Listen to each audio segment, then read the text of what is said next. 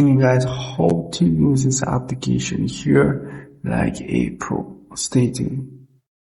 So here this is pretty much the home screen of the application, and these are just some templates which you can use if you don't have anything in mind. As you can see here, if you want some for Halloween, you have some for YouTube sports, but you can use these if you don't have anything in mind or you just want a head start.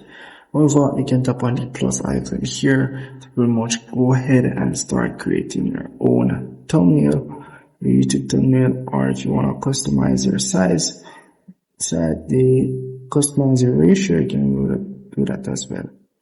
So that's pretty much it for that there. I'm just going to select the 16 by 9 here, and this is pretty much what we mostly use.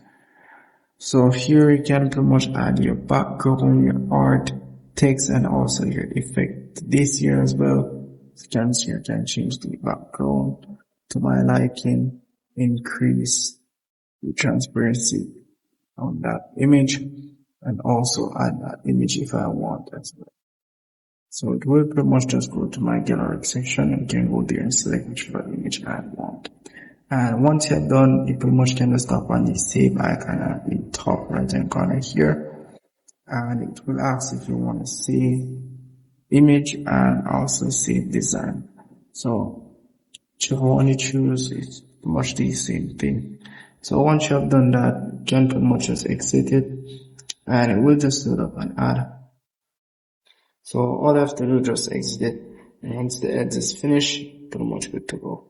So at the top here, you may see a premium subscription page. Here you can go and get your premium subscription to remove all the ads and also get some newer templates as well as stickers and fonts. Don't forget, you can get a 3-day free trial as well, guys.